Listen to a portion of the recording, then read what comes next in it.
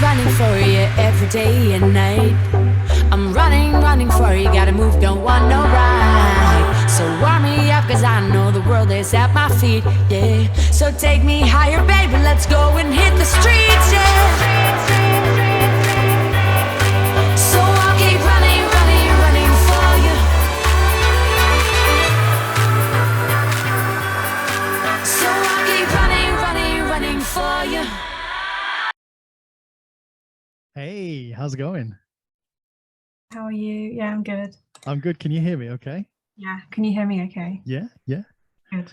Yeah, awesome. Hey, nice background. Where are you? I've moved house since we last spoke. Yeah, so okay, yeah, looks very nice. So are you still in London? yeah, I'm still in London, like literally around the corner from where I used to live. I've lived in the same area for like since 2016 and like just moved in 4 or 5 times since then. I just love that area so much, but yeah, still in London. Yeah, and you've also you've done something with your hair. Have I? Yeah, it's got color in it. It looks Yeah. a little bit shorter. Yeah, have I think I'll probably cut it. I need to cut this fringe. It's getting a bit, emo vibes, but No, it looks good. Thank you. Yeah, nice color. So yeah, so how have you been? You said you're not feeling good. What was it? Yeah, I got my flu vaccine yesterday. Everyone get your vaccine, but it was a silly idea getting it on a Friday. Why would you do that? Because now I'm a bit like you're mini flu symptoms, like just a bit achy and tired. But I've had my tea, had my paracetamol, good to go. What kind of tea you got today? Bit of good old PG tips with a bit of oat milk, which is my go-to. Oat milk? Yeah. Those poor cows, like you're going to put them out of a job. Good. They need to just live happy lives. We don't need their milk. But what do you think will happen with if everybody stops drinking milk, what will happen with those cows? What do you think will happen? What will happen? They'll go into retirement, live in a little retirement village, go swimming in the pool every day, and then it'll be the end of their days, and then that'll be it for the cows. But there'll be less cows than there are now. That's a good thing. Why? Why is that a good thing? Because their farts are destroying our atmosphere. Hey, I tell you what, I think I'm responsible for the hole in the ozone layer myself. Never mind the cows, and especially when I eat vegetables. Oh yeah, it is a well-known thing, right? Vegetarians are like more problematic in that area. Bless you. Oh dear, sorry. I hope I'm not deafening you. Oh no. Wow, where did that come from? Oh, do you ever get that and you feel like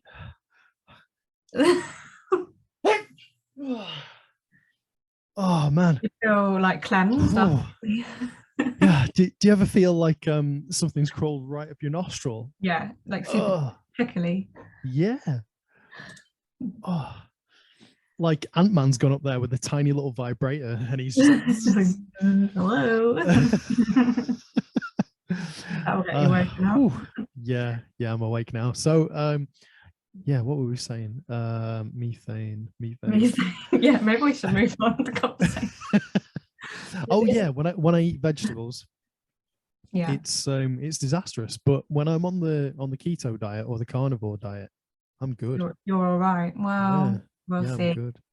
Well, you're the opposite, aren't you? Are you fully vegan or? I'm not a vegan now. I'm veggie.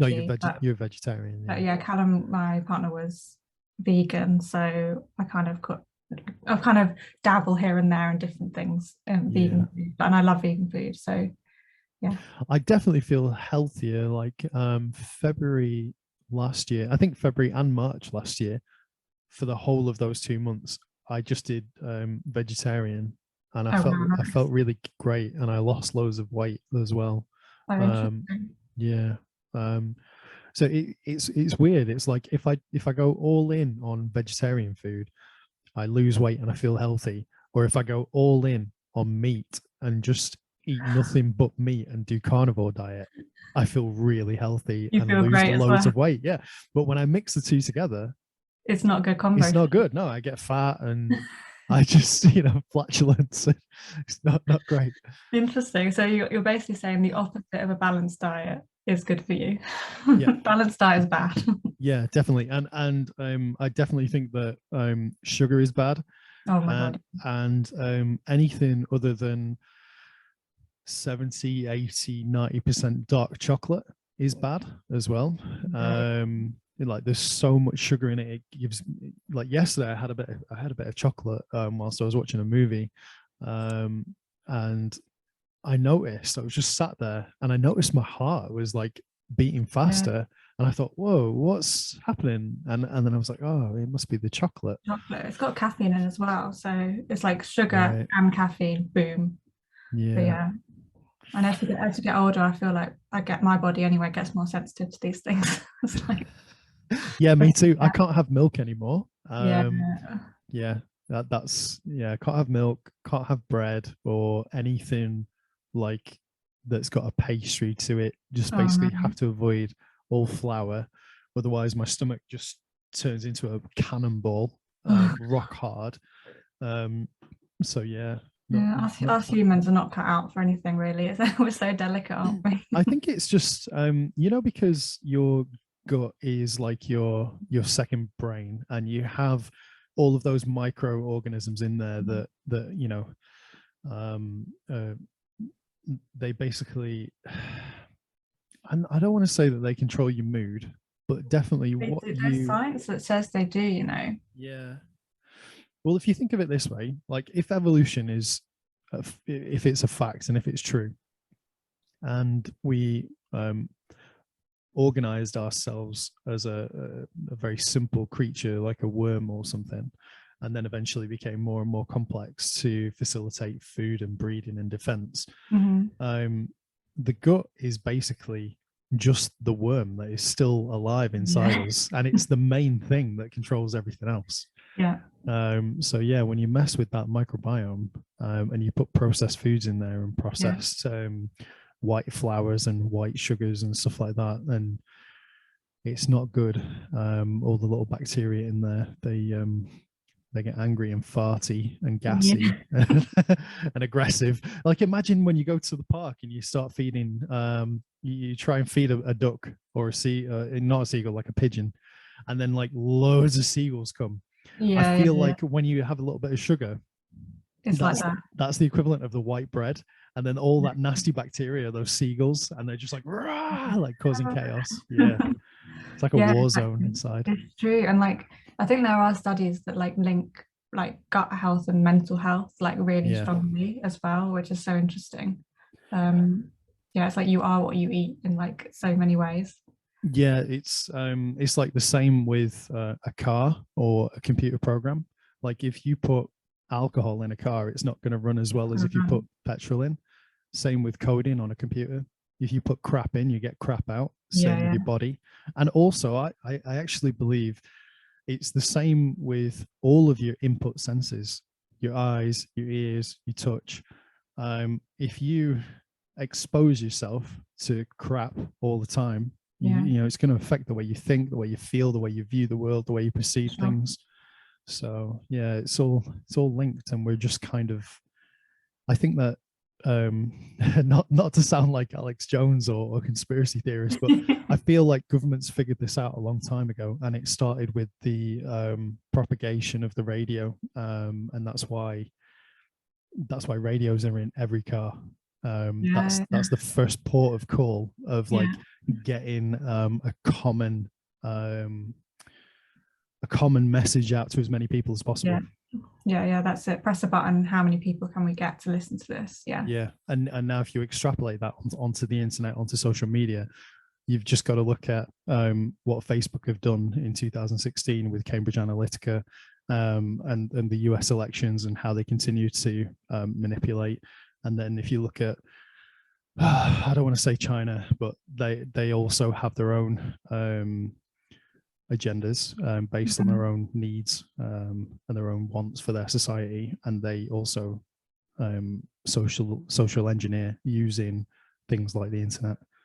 And it's interesting in China, like the restrictions they have on social media are different. Like so they don't have Facebook or Twitter. They have their own thing called Weibo or something, which is like censored and controlled. And when I have a friend who travels back to China to see her family, and when she's there, like she can send WhatsApps, but it takes a few days for them to reach me because like they get censored or like they get checked. I think it's just mad, and it's just Anyway, we're going off massively on tangent, but I find. But imagine how many people are employed to do that, to check those messages. Yeah, how many WhatsApps are being sent all the time? Yeah, that's weird. Yeah, it's weird. So yeah, here we are. It's Cybernaut Club meets Sarah Blakemore part 2. Let's do this. You're looking great. You look healthy. You're looking beautiful. So tell us, how was the race? We're here today to talk about the marathon. Yeah. So it feels like ages ago now, but on the 3rd of October, me and some friends, we ran the London Marathon after over 2.5 years wait, I think. Like, but between the time we kind of got the phone call saying you've got places, then obviously the pandemic happened, so the race got postponed. The date got changed, I think, 3 times. So we trained for it and then had to cancel, regroup, train again, cancel, regroup, and then finally, a month ago, we managed to run it, and it was pretty incredible, actually. I think. Can you describe how you were feeling as you were getting ready that morning? Or what you were thinking, or even let's start a little bit before that, like the night before. Like, how did you sleep? Oh my god, I was gonna say even the week, maybe 2-3 weeks before, I was just very emotional. I think part of my brain was always like, oh, it might get cancelled again. So there's always that kind of, it might not happen. But as time got closer, because the reason I was doing it is in memory of my partner, so it was already like a huge thing I was doing to kind of channel my grief. And then as the date got closer, I was like, this might actually happen this time. It just got kind of like very overwhelming, really, like not necessarily even in a good way, but just kind of like, oh my god, like I've channeled my grief into this activity of training and aiming for this so long. Like almost half the time that Callum's not been here, I've been aiming for this marathon, which is mad. And it's like, oh my god, like it's gonna happen. Like, and then there's so many emotions that come with it. Like, I'm proud of myself, proud of the fundraising, terrified in terms of like physically, can I run 26.2 miles? Like, that's a long way. I've not done that before. And then just kind of like sad that I'm doing something really big, and that the one person you want to tell and see proud of you, you can't. That was really hard. So as the weeks before, kind of as time ticks down, I was just a bit of a mess, really. And especially in the last few weeks before you run a marathon, you do something called tapering. So you do your longest run about 3 or 4 weeks out. So that was like a 3.5 hour run, 20 miles. Then after that, it kind of, you're still running, but it's a lot shorter distances. So I was like, I had more time and more thinking on my hands, I guess. So what's the purpose of the tapering? For like, I'm not a runner. The longest distance I've ever run is probably 5 or 6 kilometers. Yeah, that's it. I would honestly stick to that distance. That sounds lovely right now. But yeah, tapering, I think the idea is, again, I'm a runner, but I'm not like very knowledgeable. But I think the idea is your fitness from that long 20-mile run will kind of kick in 3 or 4 weeks time. Like, you're always building ahead of time with your fitness, so you've got that run in the bag, and then it's literally letting your body rest. And you still want to remind your body you're a runner, so you're going out kind of still 3 or 4 times a week, but much shorter distances. You're not pushing yourself. So is it building up the stamina, or like you've hit that distance once, so then the shorter runs are there to just keep you moving? Just to keep you at that level. Basically maintenance. And then you want to get to the race day and your legs want to feel fresh. But let me tell you, when you're running like 18-20 miles on a weekend, like your legs tired for a whole week afterwards. So it definitely was necessary to kind of regroup a bit and like get my muscles like feeling good again. But yeah, so that was all happening. My emotions were all over the place. And then the good thing is, meanwhile, I can kind of eat my feelings, because you're meant to just eat like a lot of carbs. Again, we're back to food again, but yeah, so a lot of kind of so what kind of things were you eating? I'm talking pasta, I'm talking like white bagels, porridge, like lots of all the basically most delicious things, and a lot of them. Really starchy foods. Yeah, basically. And especially like the 3-4 days before, that's just, you got to go to town. Like the pile of pasta we had the night before was something special. Do you not feel really heavy like the next day, or do you feel full, or how do you feel? You got to try and get it right. So I try and eat, like, apart from that massive bowl of pasta, like little and often. So you're kind of spacing it out, and because you're still kind of in recovery mode from running so often, your body can take it, because you need the energy. But yeah, the morning of definitely felt a bit sluggish, because I hadn't run a long way in a few weeks, eating loads of food, but apparently that's how you're meant to feel, and it's a good sign.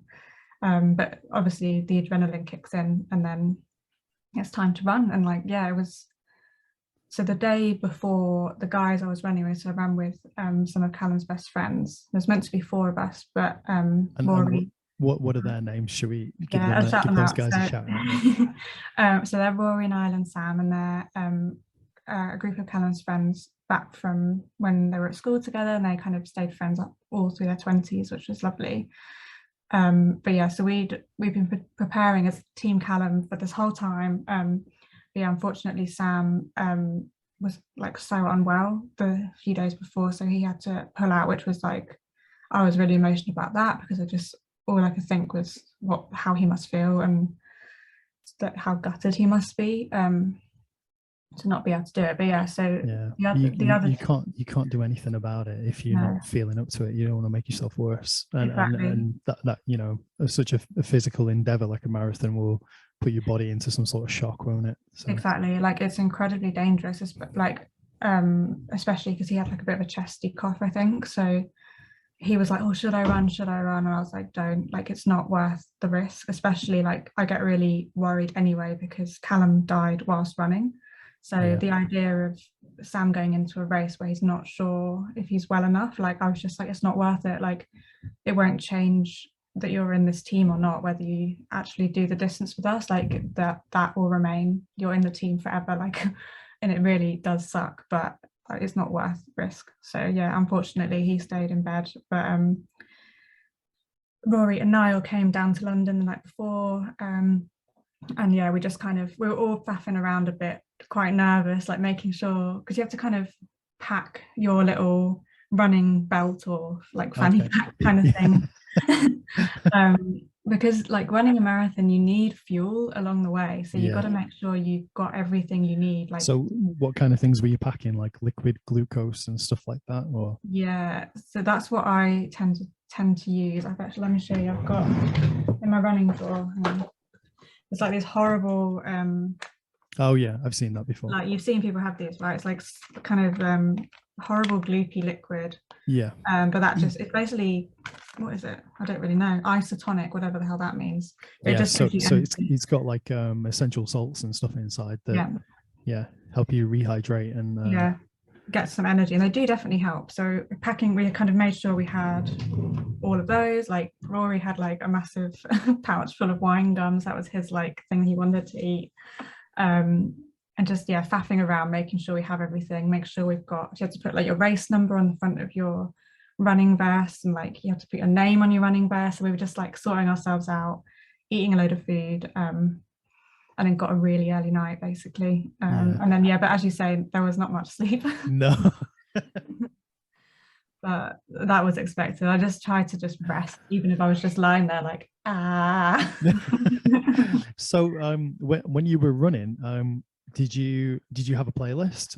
Did you have headphones or anything like that? Or so when training, yes, always listen to music. But for the day, like, I decided actually the reason I'm there is like for the atmosphere and for the crowd. So I didn't bring I think I had my headphones as an emergency, but I was just like, no, I want to just take it all in. And like, honestly, I'm so glad I did that, because it's like incredible. Like, it just, that experience was just amazing. That's what I love about running races in general. It's like the only time in your life, which is really weird, but like, you literally, strangers are clapping and cheering, they're crying just because you're moving from A to B. And I just love that element of like humanity. It kind of like, it'll make you feel like a hero in a way, because they have all this positive energy and well wishes like flowing towards you. They're like egging you on to keep going to the next checkpoint or to the end.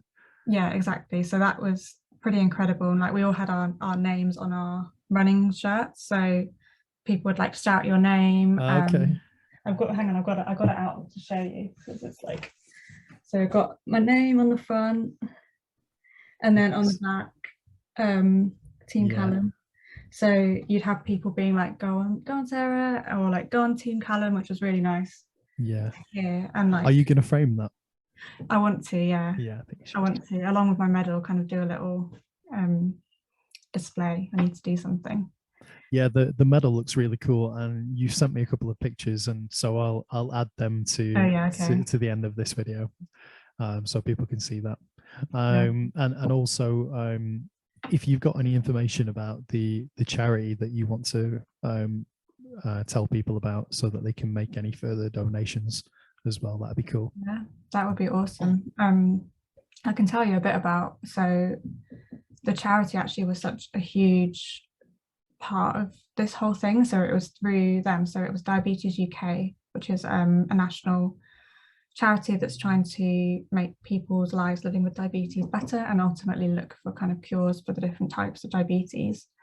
But Callum used to actually work for that charity when in his last year of life, and that was prompted because his sister was diagnosed with type 1 diabetes, which is a really horrible chronic condition that just they don't really know why it happens. It's not anything to do with lifestyle or diet. It just arrives and suddenly your pancreas stops working.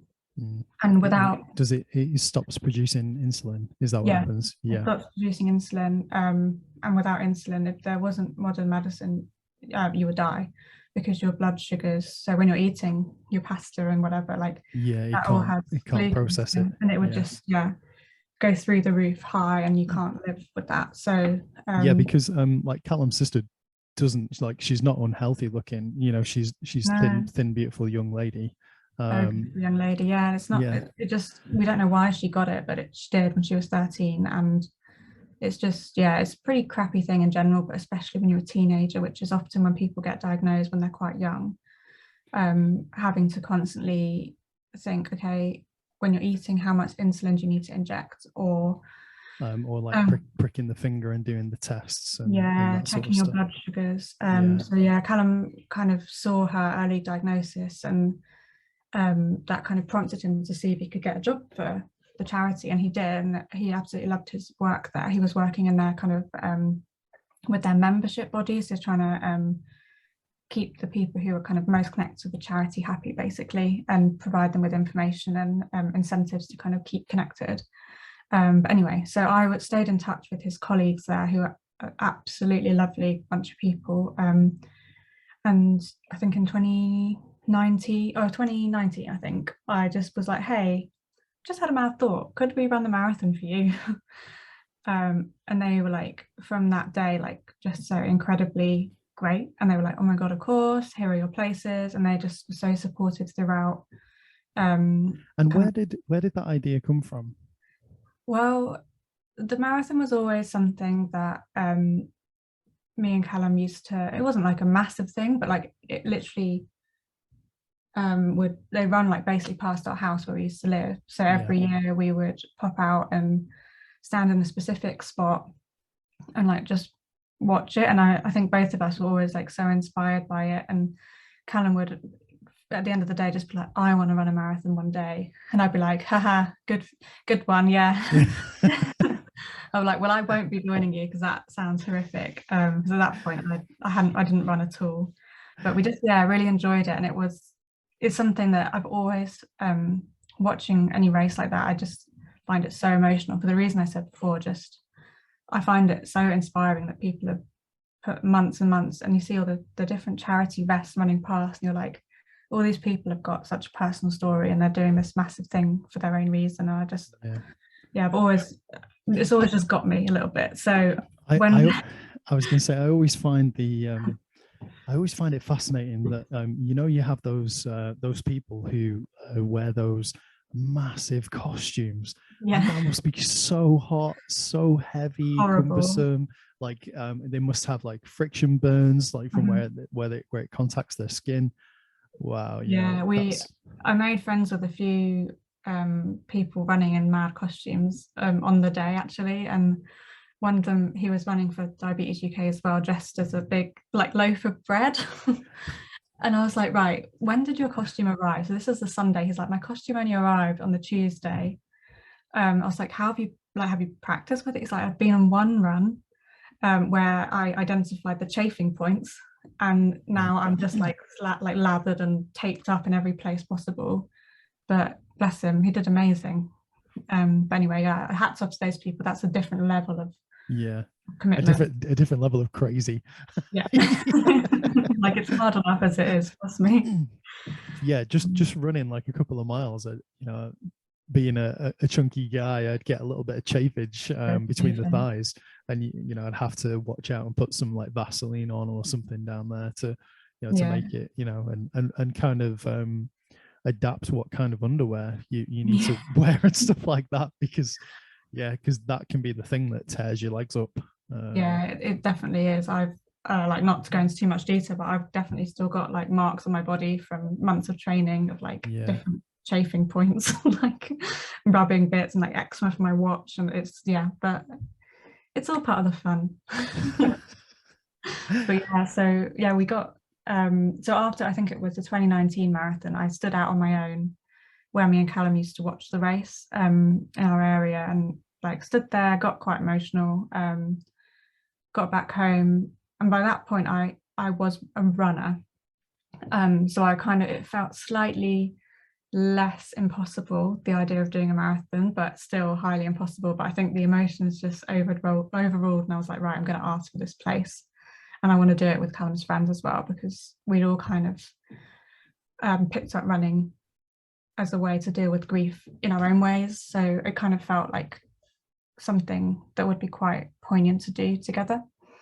So that happened, and the charity fundraising team just like incredibly supportive throughout, and always kind of went the extra mile to make sure that the way we were doing things was like right for Callum, and if they could they did their own kind of fundraising for us, which is for their own charity, which is lovely, but just because Callum's old team wanted to get involved and support us, and it kind of seemed to be like a nice thing for them to all do together as well, to kind of rally and remember Callum, which I thought was lovely. And that's kind of a big thing of the whole marathon experience is, the four of us were calling ourselves Team Callum Run the Marathon, but Team Callum was not just us four, it was more people, everyone involved, whether they kind of strangers who sent us donations or people who send us well wishes, Callum's team who were fundraising for us, like yourself, who were like, oh my god, are you okay, like how's the training going, and like every single person that thought about us or like remembered Callum and connected back with Callum through the process. And I think that's probably the most special thing about it, is it kept Callum's name on people's lips and like thinking about him, and it kind of provided a bit of a focus for all of us in our grief as well. And kept his memory at the forefront of our minds as well, like in a in the expression of a positive endeavor. I think so. And I find that sometimes people are scared to talk to me about grief or about Callum because they don't want to upset me or whatever. And for the record, anyone could talk to me about him at any time, and I'm happy with that. But I think what was really nice about this is they could ask about Callum like through the marathon kind of conversation, and like it was nice to connect about it, but it doesn't have to be like a big sad story. It can be like, oh, that's so cool, you're running for Callum, like did Callum like running? And it kind of just starts a bit of a conversation. Yeah, and they might say something like, yeah, you know, they might ask you any question about Callum, about what happened, and you know, it kind of, it removes a barrier, doesn't it, by having that extra thing there. For sure. So so let's talk about the day, like the big day. The big day. It's all, honestly, it's kind of like an amazing blur. Is it? Yeah, I was gonna say it must feel like a bit of a blur. Like, yeah, because when you're going through, can you describe, like, when you're going through it, did it feel like it was going on forever, or all of a sudden did it just hit you when you were like, damn, I just ran 26.2 miles? I think like a bit of both. Like even before, I'd say like the bit that sticks in my mind is actually the few hours before we even started, because the anticipation was so high and like the three of us were just like a bit of like balls of like nervous energy. Without going into too much detail, before you run a marathon, you need to make sure you have cleansed the system. Yeah.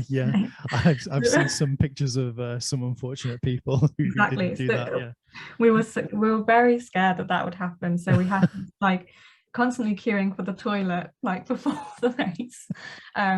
Luckily all was okay in that front, I'm pleased to hear. And then the three of us did a little kind of joint like warm-up routine, like trying to get into the spirit and like sipping water, having little snacks, like you're trying to just make sure you're completely ready.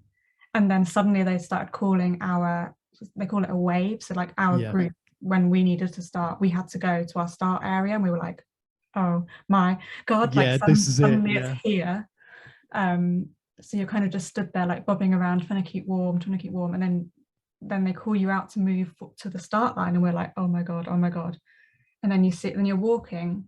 It's quite like a long walk, not a long walk, but like a 5-minute walk to the start line itself. So you're walking down the road, you're like, okay, and then you turn the corner, you're like, guys, there's the start line. And it was so like anti-climactic, because it's like no one was really there in terms of crowds at that point, because it's just kind of, it's the start, it's a bit boring. So people want to be further along. It's not like, you started, okay. So then there's like the kind of big arch, and you just go under it, and we're like, oh, we've started, we're running a marathon, okay. And when you start, how, like, are you very aware of your pace and your speed and stuff like that? Like, how do you control that? Because for me, I would be like really excited. I'd be like listening. Yeah, I'd be like listening to Eye of the Tiger, and I'd be like, you know, I'd be going for it. And so, how do you control that? How do you keep that steady pace? Yeah, I'm like you. I'm very on my own when I'm running on my own. I kind of just feel the zone, and I'm like, I go way too fast sometimes. But luckily, particularly Niall, who I was with, we have like a little running watches on, and he was like watching that like a hawk, like, right, we need to go at this pace, and then if we're going too fast, he'd be like, slow down. So we just kind of set our really slow pace, and obviously everyone else is kind of darting off around us, but we're like, no, slow and steady wins the race. Because you know, if you spend too much energy in the first half of the marathon, the second half will be horrific. And we didn't want that. So yeah, we just kind of stuck to our little watches and made sure, very slowly bobbing along. and a nice team effort, like the three of you just in a line, or side by side? Mostly side by side, just chatting really, because we were going quite slow. We could kind of keep up conversation, which was the kind of weird bit that made it feel like it went really fast, because that really helped me not get in my head. Like sometimes on the long run, you're just like, oh my god, I can't do it, everything hurts, and like those thoughts were coming, but there was always like, you could talk to someone, or they were having the thoughts worse than you, so you could try and like pep them up and be like, no, we can do it, we're running a marathon, we've only got 10 miles to go, or whatever. Like so yeah, it was from the kind of start to the finish, it was definitely a bit of a blur, and just incredible. And like, one thing I haven't mentioned is the support from strangers, but the support from like friends and family en route as well was like So So how did that work? Did they let you know beforehand where they would be, or did they just pop up in random places, or? A bit of both. So we had like a few different groups. So like Rory's partner and her mum. We had Callum's like mum, sister, brother, and then both the siblings' partners together. And then we had my mum, dad, and my brother, and then some random friends as well. And we were going along, and sometimes we knew where they were going to be, but sometimes it was just like you could hear your name being screamed. You're like, I know that voice. Yeah. And then it's like, and like honestly, it was incredible. And the best, most moving thing for me is we saw like the first two people, and they'd like got t-shirts on that had like Callum's face on them. And that was a shock. We're like, oh wow, you have the t-shirts, that's so cool. And then we get to the next group of people, they have t-shirts on as well. And these people, you didn't know that was going to happen. No, and these are people that they know of each other, but they don't know each other. So they're coordinated between groups. And I turn the corner, my parents are there, they've got the t-shirts on. And then my friend's got a t-shirt on. I'm like, oh my God, like that's so amazing. And that, yeah, so they've kind of organized little Team Callum t-shirts, and like seeing his face on on everyone's top was like, yeah, quite that nearly threw me over the edge, but I was like, no, keep it together. And it actually made it really easy to spot them as we moved around, because it was like bright purple, bright green, and you're looking for Callum's face, so you knew what you were looking for. Yeah. So did any of them pop up multiple times, or did they go from place to place? Yeah, they were quite organized. Like, okay. Sometimes I'm like, how have you got here so quickly? Like, probably did they use the tube system or something? Yeah, so they planned like kind of an intricate route where they'd like jump between stations and then pop up in the right places at the right time. So, and there's like you could track us on like an app, so you could see roughly where we were going to be. So that was really important, especially like towards the latter half of the race. Like, things were tough, and it was like always such a massive boost to like see smiling faces, and like they could tell us like, you can do it, you're nearly there. And that made it really. But for the most part, just thank you to Rory and Niall for like being there with me, because I think if I'd been on my own, I would have got into my head about everything way too much and probably sobbed my way around the course. But I think doing it with them, it felt more celebratory, and like I was honestly just smiling the whole way around. Like, it was really great. Do you have any memory of how you were feeling physically, like at mile 5, mile 10, 15, 20? Yeah, like I think I felt pretty good up until about God, it's hard to say, maybe about mile 16 I started to like, because I get a lot of pain in my hips when I'm running, and like just tired, and it was really like the sun had like proper come out as well, so it was just like hot, and I was starting to ache and get tired, and that was a real like, oh God, we've still got 10 miles to go. And honestly, like, and the furthest I'd ever run before was 20 miles, so I was like, can I do it? Once I get to 20, what's going to happen? But then around the same point, the guys I was with, they also started to struggle, and I think I like switched into kind of focusing my energy on keeping them going, which weirdly helped me keep going, because I wasn't focusing on, oh, my hips hurting. I was focusing on, right, don't you bloody stop moving, like we need to get to the finish line. And I think by probably about mile 21, 22, my feet were in agony. Like, I could feel like blisters between my toes, and I was just like, oh my God. But by that point, I was just like, keep moving, like shuffling along, just keep moving, because if you stop, it hurts even more.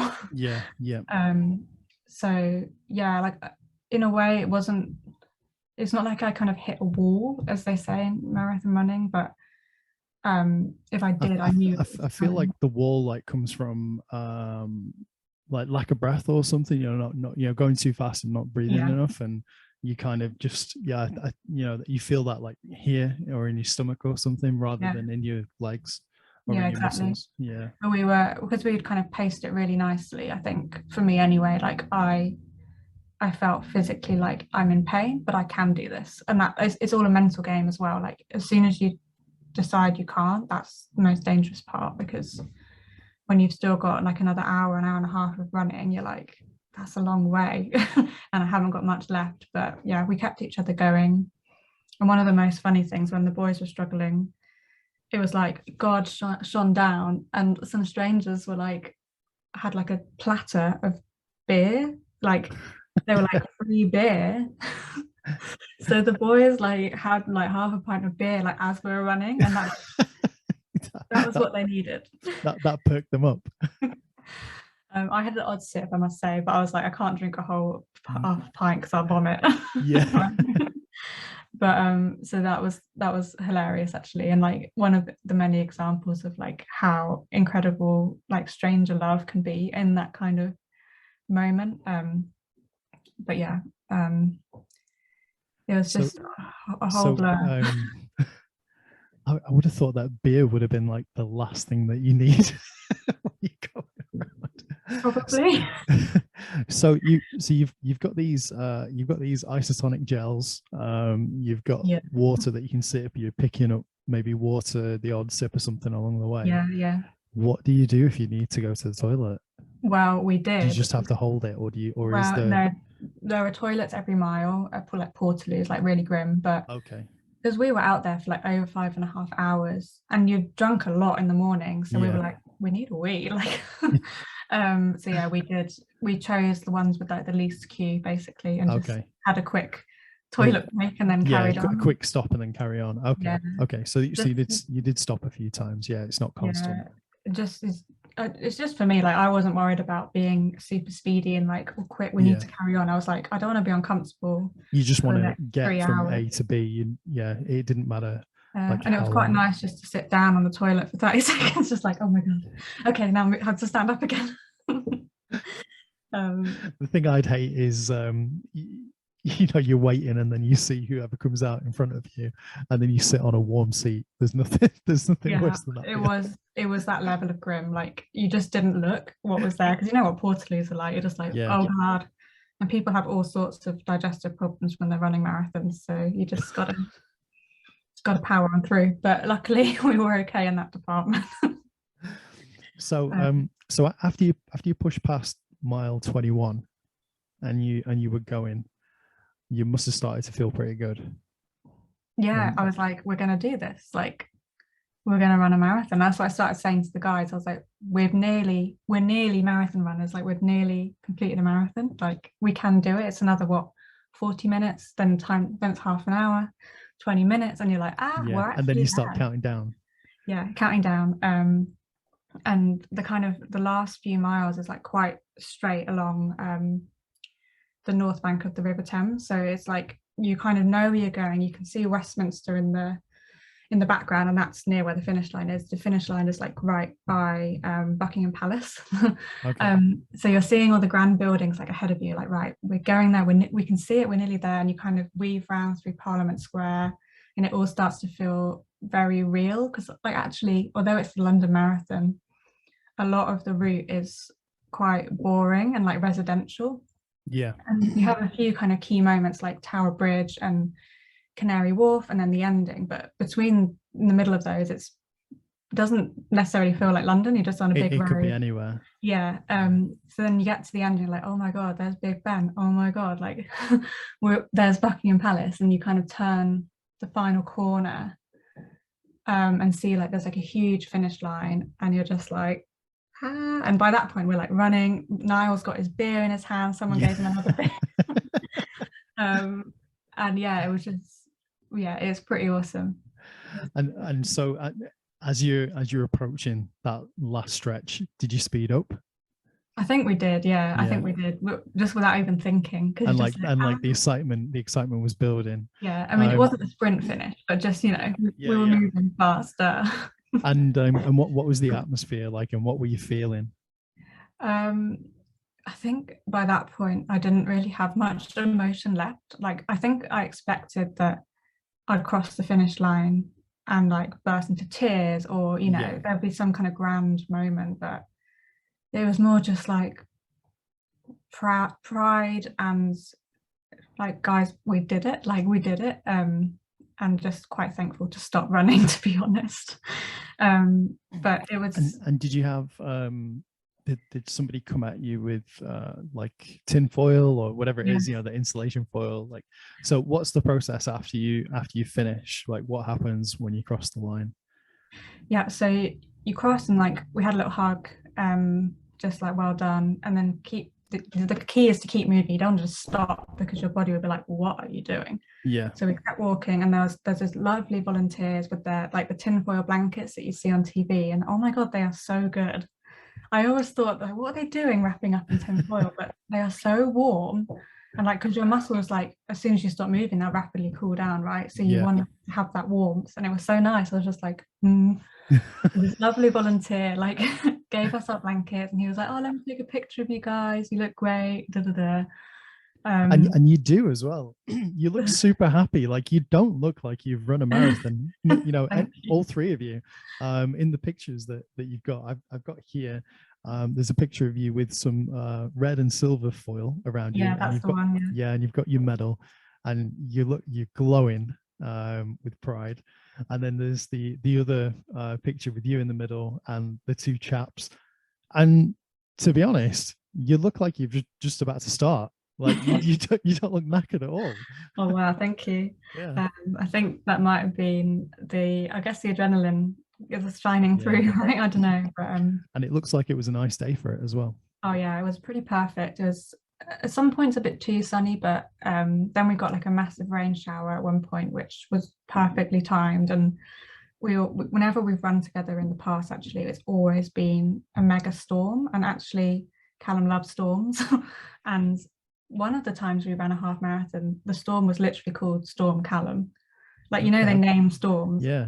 And it was Storm Callum. So when the rain started, I was like, this is Callum. Like, not that I believe in that crap, but like, I was like, Callum's given us some rain to cool us down.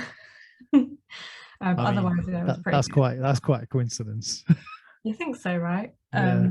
But yeah, it was a pretty perfect day. And like, you finish, get your blanket, collect your you have like a kit bag that you gave them the day before, which has any change of clothes, any snacks that you really wanted to have at the finish, and your medal in there. So yeah, then we just sat and then went to find our friends and family afterwards, which was pretty special.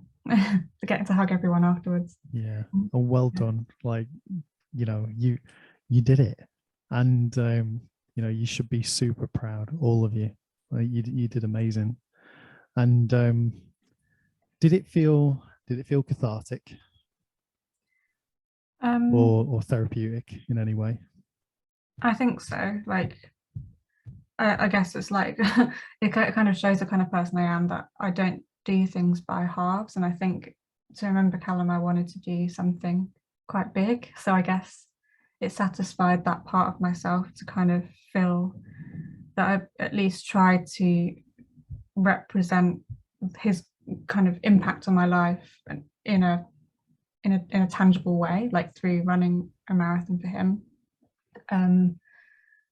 And as I say, the whole process was like really, really helped me grieve, I think, in a lot of ways. And I think finishing it, and it kind of the next day waking up and being in a lot of pain, but kind of knowing that it's over, was a bit bittersweet, actually. And for so many months, it had been my whole existence. Like, right, when am I running this week? What do I need to eat? Like, when am I sleeping? Like, oh, I can't go to that pub night out because I can't be hungover because I've got to run. And it kind of taken over my life in a lot of ways. And then it was over. And that hole is definitely still there, I think. Like, so it didn't punctuate your, it didn't draw a line under your not your love for Callum or anything like that, but it didn't give you a fresh start. Because that's what I was hoping for you. Yeah, that would be a sort of, you would have that challenge, you would overcome that challenge, and then at the end of it, you'd be transformed and ready to move forward. Yeah. What do you think? I think I do resonate with what you're saying. Like, I think I don't think I've got an itch quite yet, although watch the space, to be like, right, what's the next thing I can do for Callum? It's kind of like, okay, Sarah, you've done that. Like, it's okay. No, but I was more thinking about what you would do for yourself. Yeah, I know. That's the thing. I think now I'm at a point where I'm like, I can still grieve and love Callum, but also live my life and do the marathon was for me as well. I'm not gonna pretend it was all this like big mission for Callum. Like, it helped me as well, and like actually that's okay to admit that. And like, there's a lot of things I can do that I can still grieve, but I can also still enjoy my life and my aspirations and my hobbies. So I think it would take me a while to kind of move to that next step in terms of, right, what do I want to do with my life and where am I heading next? But I think I'm definitely getting there. It's just a lot to get your head around, actually, after years of using that one thing as a channel for my grief, and then being like, right, that's not there anymore. How do I feel? And like, how, it has kind of rocked my boat a little bit in terms of my outlet for those emotions. I know it's not this is not going to be a great comparison, but when you're doing a degree and you're so focused on that especially the last 2 years or that last 6 month period when you're doing the dissertation, that 9 months, and then it's over and you've done it, you have that feeling of grief of like, damn, what am I meant to do now? And like, it's not a great comparison, but it's it's sort of it's similar, isn't it? It's definitely an absence of something, and like, even like the change to my routine, I'm still kind of adjusting to, like not having to run 4 times a week, as I say. Like, the last month I've been way more social, and like, which has been really lovely actually, and like not kind of worrying about what exercise, but I think I need to get that balance back again around exercise. Just in itself is so good for my mental health, and the absence of having that structure, I'm actually feeling that a little bit now, and I think I need something to aim for in terms of running or whatever, but nothing quite that big for now. So I was going to say, like, do you think now that you've done one, are you going to be like Eddie Izzard and just keep going? Well, he does like a marathon every day, doesn't he? Like, that is just what like what superhuman. Not that at all, but like, I'm not gonna lie, it's slightly addictive. Like, I think having finished it, I was just like, bloody hell, that was like just pretty cool, pretty amazing, pretty special to get to run through like my home city with like all my Londoners around me, like cheering, and it was just pretty cool. And like, to be able to raise money for charity doing something so fun and rewarding is like kind of gives you such a weird kind of buzz. So what, I don't know, I don't want to say no. I have entered the ballot for next year's marathon, which means I'm like, could get a place. And if I did, I don't know if I'd take it, but I thought I might as well enter and just see what happens, just in case. But I definitely want to keep running, but just shorter distances. What about the Great North Run? I would love to do the Great North Run. It's one of my it's one of my top things I'd love to do. I just imagine the northern supporters, like, I can't even imagine how great that would be. Like, Londoners are great, but northerners, oh my god. I would love to do that. I think I've entered the ballot for it, but I never get a place. I'm going to keep trying. It's an amazing journey, like, that you've been on.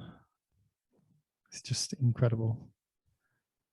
It's just so much effort, so much thought and love, and it's just madness.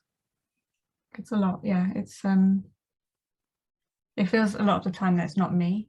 It kind of, it's, I don't know, if you presented it like, oh, this person is like run for their partner, raised like over £11,500 for a charity, having not run before, it's like, oh, that sounds amazing, like that's a cool person, and I don't really connect with that being me. But you are a cool person. So cool. I'm not. No, you know what you've done is amazing. It is brilliant, and you shouldn't, you know, underplay your achievements. You know, it is you. You don't feel comfortable with that, do you? But it is you. You know, you did that. Yeah, I guess. My medal. Yeah, get the medal out. Let's have a look. Way there it is. I keep it on my little work chair because that's where I work at home, just to remind myself that I can do cool things when I'm having a bad day. So are you working from home now? Are you still working from home, or are you mostly? Back in the office like 1 day a week, and then otherwise this exact spot is where I spend most of my life, which is quite sad. But yeah, I think even that is affected. Like everything was kind of marathon focused, because the month or so before the run, I could have been going into the office more, and I would like that because it's like more social and gives you that separation between bedroom being for sleeping and not for working, which is not a good association. But before the marathon, I was like, right, I can't get COVID now, I can't get ill now, so I'm just going to kind of do my own like mini lockdown almost, to kind of just make sure, because it was very boring and lonely, but I was like, I don't want to like risk it now. So now it's like emerging from that and being like, oh, I can go out more often, and I don't want to get COVID still, but at least if I did, it wouldn't affect this massive plan I've been building to. You know, you've been in this little cocoon. Now you can become that social butterfly. You get out there, see what else is out there. Yeah, exactly. I'm trying to reteach myself how to drink alcohol, because like I hadn't drunk much for so many months. The first few times I was like, oh Lord, I need to pace myself. Pace yourself. Have a little, you know, small, medium meal like before you go out. Lots of water breaks. Water in between. Just pace yourself and go at your own pace. Don't try and match anybody else. And then, you know, if there's any Irish people around, just don't try and compete with those. Just don't even look at that. You're right. So yeah, just rediscovering. I think it's rediscovering my life again after the marathon, but also after pandemic, and like everything obviously went really weird and you couldn't do much anyway. So yeah, that's kind of my next ambition, I think, is to find other things that bring me joy. Are you still blogging?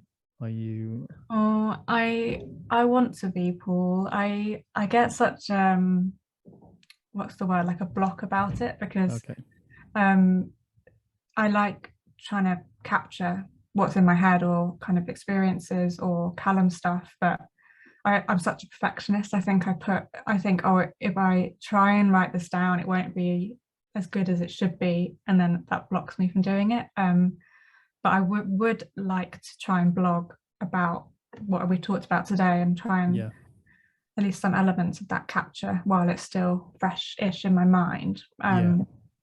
And then see where that takes me. But I love writing when I can remove the pressure part of my head from it. But just do a tiny bit a day. I know.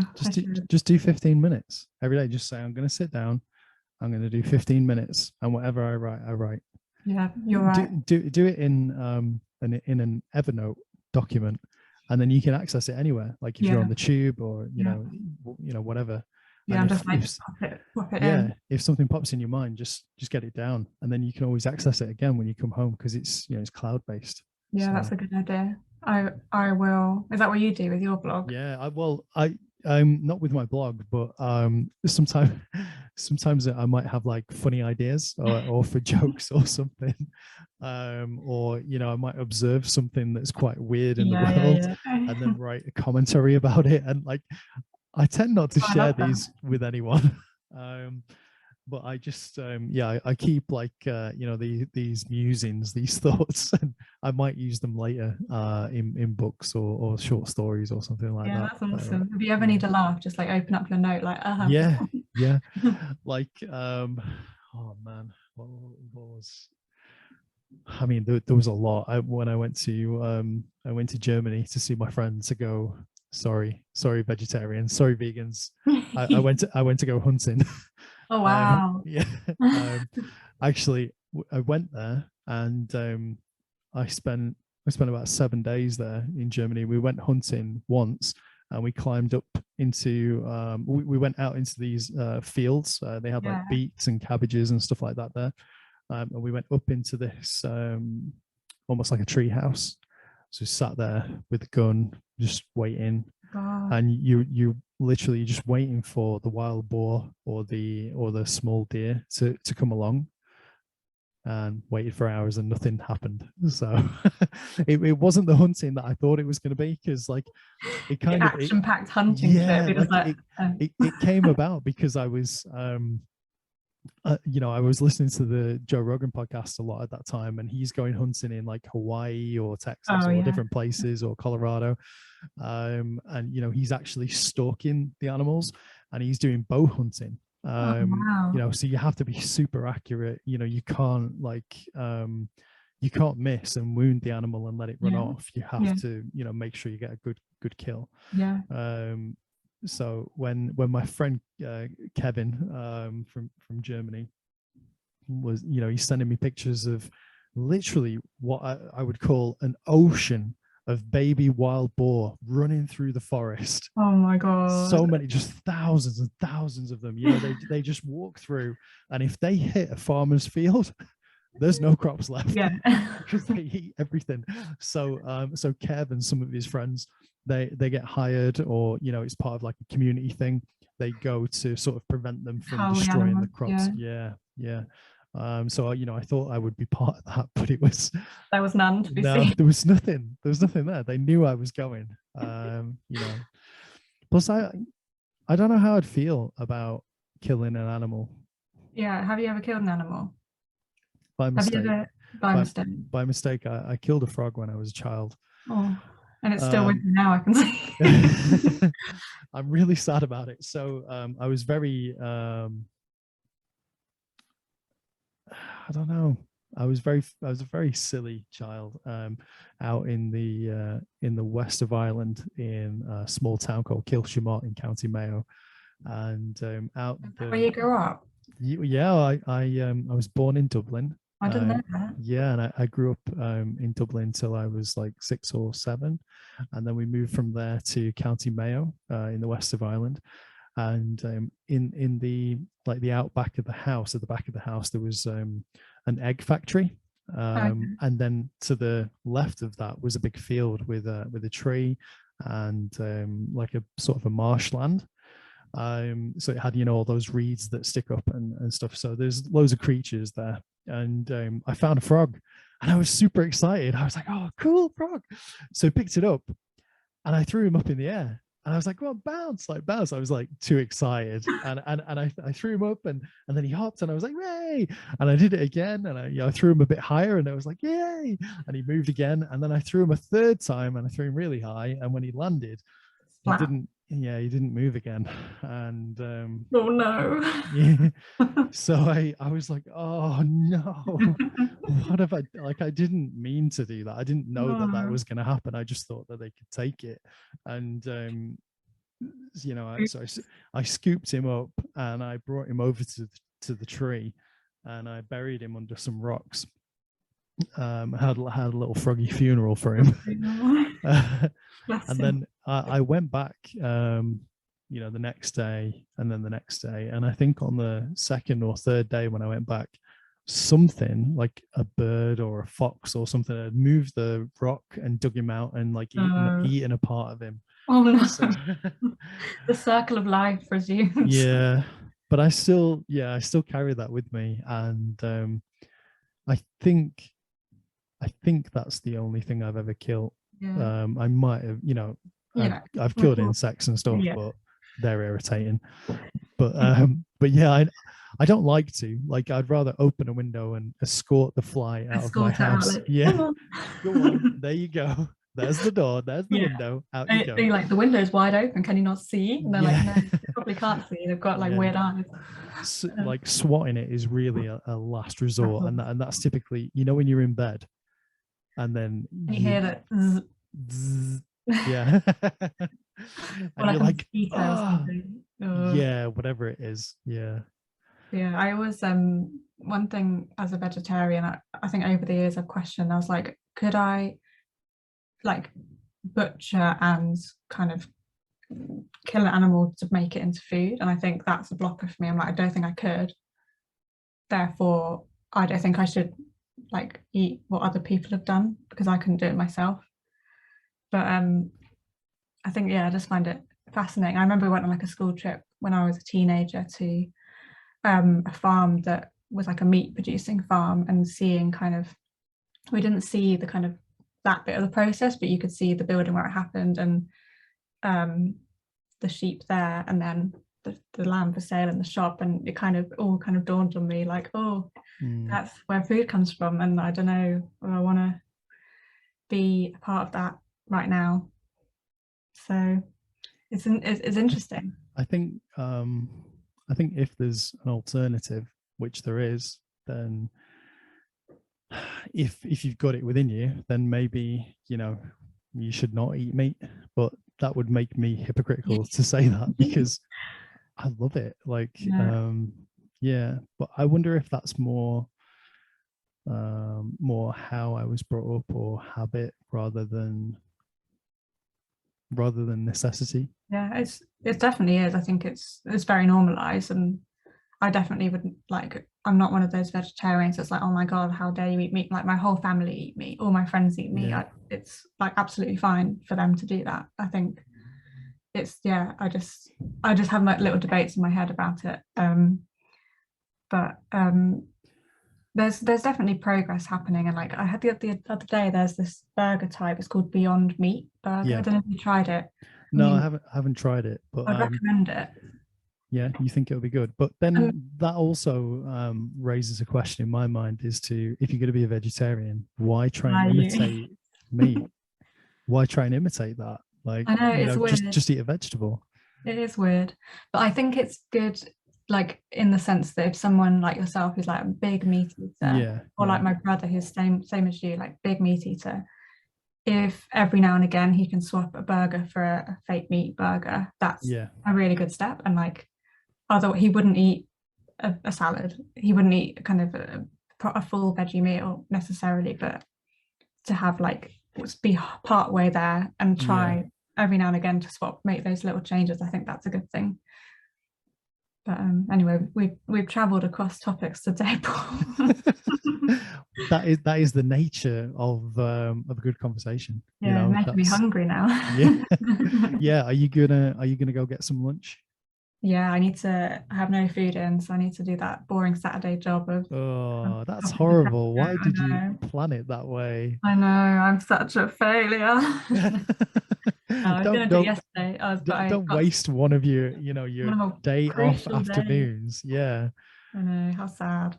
So have you did you watch any fireworks or anything last night? Last night was bonfire night. No, I wish I did. I could have, but yeah, firework night is always a bit bittersweet for me, because like Callum and I used to really like going to watch fireworks. And one, the display near me was cancelled, so there was nothing immediate for me to go to.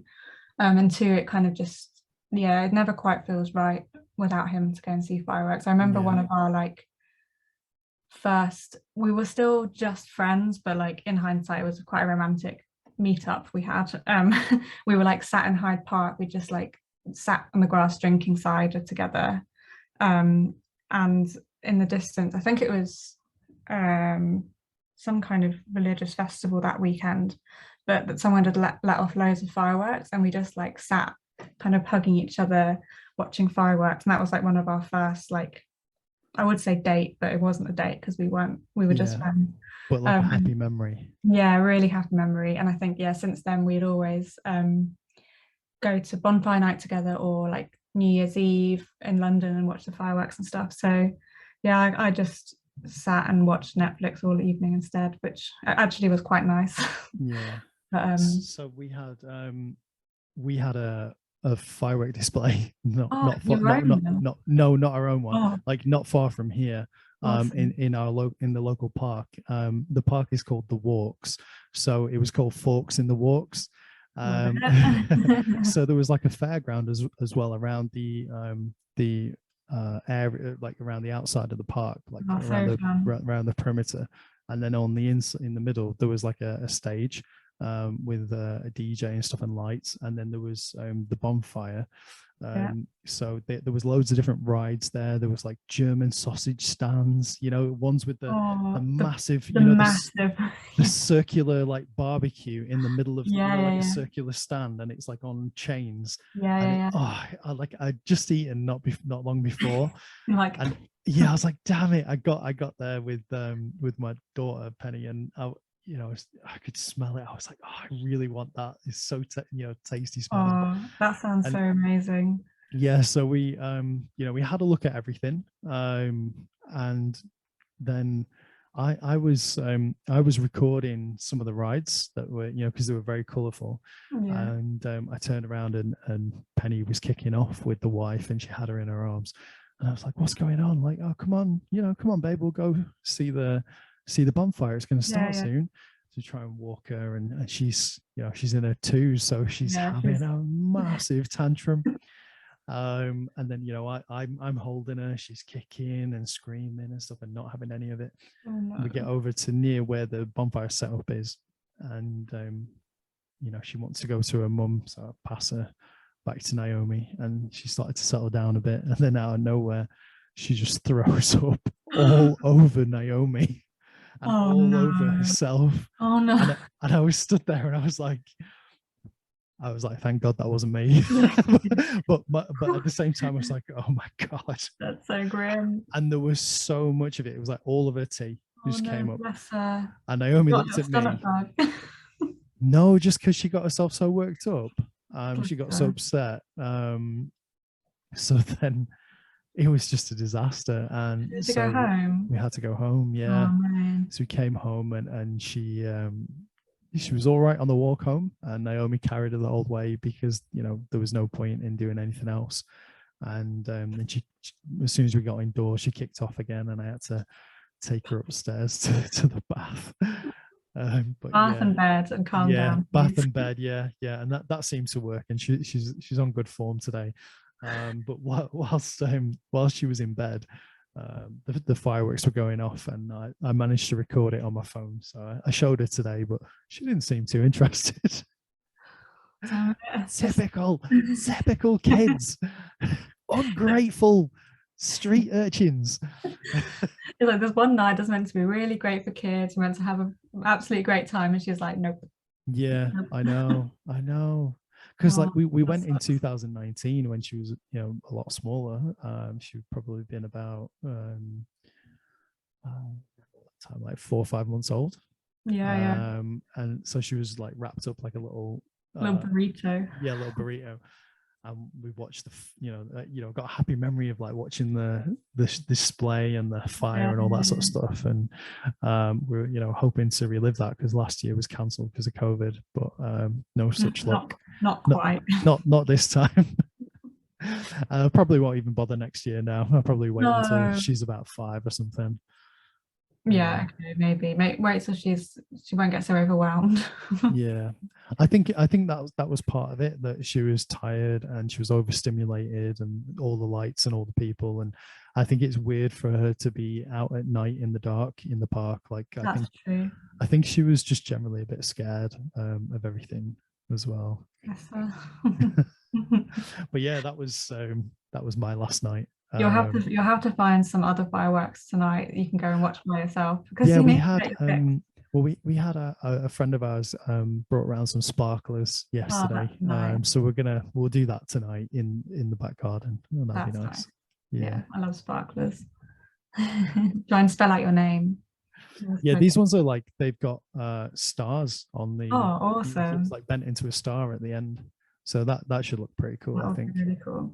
I'll send you a picture later. Yeah, do a picture. Do like, what's it called? Like slow exposure thing. Like yeah. So it like catches the waviness. Yeah. That's not what I'm talking about, clearly. So what are you doing this weekend? I've got some plans with my flatmates this afternoon. We're going to Are these brand new people?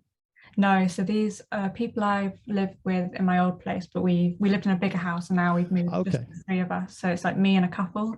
We live together in like a 2-bedroom flat, which I love. It's like my happy place at the moment. So yeah, we were saying like we never do anything together, like because you're living together, you don't think, oh, we should do like go out together anymore, like, which is a shame. So we're going out to this like TV show recording thing this afternoon. Do you know what it is, or like? Yeah, do you watch Bake Off?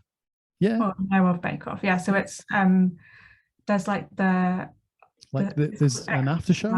Yeah, it's that. So it's like with Joe Brand presenting. I love Joe Brand. Yeah, I know, I love Joe Brand. So it's like it will be her and whoever else on the panel interviewing whoever gets kicked off, I think next week. So we'll get to see next week's episode. So we might see you in the audience then. Yeah. Look out for my little dyed hair. Yeah. So that should be really fun. It's a bit different to do something like that. And then tomorrow I'm off to see Callum's family in Peterborough. Okay. I tried to go last weekend, but I had a mega fail on a 7-hour train delay, so that was fun. I know. Sort it out, National Rail or UK government or whoever you are. The trains are ridiculous. Such a joke. Yeah, it's a nightmare. They're so expensive. Like I was meant to go back up north to Blackpool for my mate's 40th birthday. Oh yeah. It was like 140 quid from here to there, and it would have been 7 hours up and 8.5 hours back, and part of the way back it would have been a bus. Come on, guys, sort it out. Let's, you can kill many birds with one stone. You can sort out, give a boost to the local economy as you're sorting out the railway and building new lines, get more trains on, get more people on, and give people more jobs. And make the train system affordable. That's my political message for the day. Bloody sort it out. Sort it out. Trains are such a good way to travel, but it just excludes so many people, and like 140 quid, like 7 hours. Like no. People won't do anything else. They'd rather drive, they'd rather even fly. Like that's exactly what I was thinking, that it would be easier and cheaper and quicker for me to fly, which is not what you want for the environment. Have you got any plans this weekend? I'm going to be I've got a lot of marking to do, so I've got to do the marking, and I'm doing more episodes. So I've got Lee Hutchins coming back to do another episode, possibly Scott Peggs. I've got a friend from Canada coming on. Awesome. And so I'm just trying to clock up as many episodes as possible so that I can release them regularly. No real plans, although I would love to get out and go for a bike ride or go to the gym. I really like I got my bike fixed, so I've been cycling a lot more recently. Nice. And I really enjoy it, just getting out on my own. Like I love the family, I love the kids, but just getting on your bike and going for a ride, there's just no better feeling for me. It's really freeing, isn't it? Just to be like, all you need, your bike and your body, and off you go. And like get some wind on that face. Some wind through the hair. Well, I always say that's what happened. I used to cycle a lot when I was in my teens, and by the time I hit my 20s, the wind had just taken my hair off. You were going that fast. Yeah. Wow, you're a speed demon. That sounds lovely though. So are you happy with the conversation and how everything's gone? Should we call it a day? Yeah, I know, I'm happy with that, Paul. It was good. It's really good to reflect on it. I think it kind of just happened, and then life resumed again, and I haven't like paused to think about it much, so it was really nice to do that. Yeah, and it's good to see you as well. You're looking fabulous. You're looking you're looking really healthy. Like you're looking I would say even happier, than last time when we did the first one, Well, I'm in a better living situation, and things, as I say, I'm trying to get that focus back on myself again. So hopefully, maybe that is coming through. But it's good to hear that, I guess. You're looking good as well. You're always so jolly. Well, Yeah, you have to be, don't you? Yeah, you gotta. It's life is it will it'll beat you down, won't it? It just throws stuff at you. Yes. And there's a lot of crap, but you gotta just get going, keep smiling, keep smiling at it, and you'll be okay. Yeah, exactly. That's the plan. Okay, hon, it's been an absolute pleasure talking to you, and we should do it again soon. I mean, even if there doesn't have to be that there's been an event or that you've done anything, just come on anytime you want. Yeah, let's chat about anything, about food, about movies, about trains, like whatever. I'm hoping tomorrow's train journey goes so smoothly there's nothing to say. It's honestly 7 hours on the train delay, just sat there. It's really fun. But anyway, yeah, I'll definitely like to speak to you again. Yeah, it's always fun. Good. And I need to hear, I want you to tell me more about you next time. Okay. Yeah, I will do. Yeah, for sure.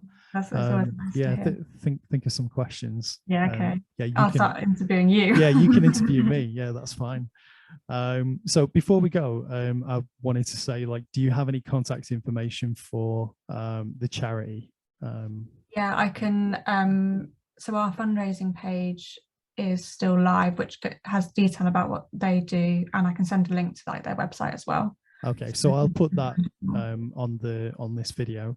Awesome. And also like and subscribe. That help out the club, and that'd be cool. And I'll see you next time, and I'll see you next time. Thank you. Yeah, take care. Thanks, hon. Have a great weekend. You too. Bye. Bye. Bye.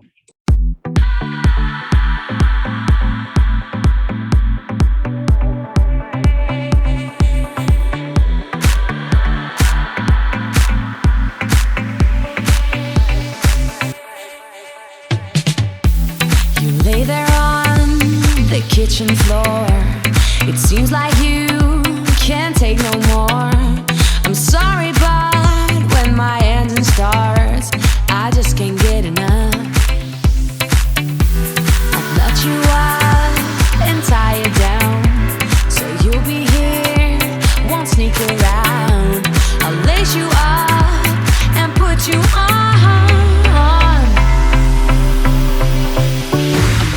Running for you every day and night. I'm running for you, gotta move, don't want no ride. So warm me up, cause I know the world is at my feet, yeah. So take me higher, baby, let's go and hit the streets, yeah. So I'll keep running for you. So I'll keep running for you.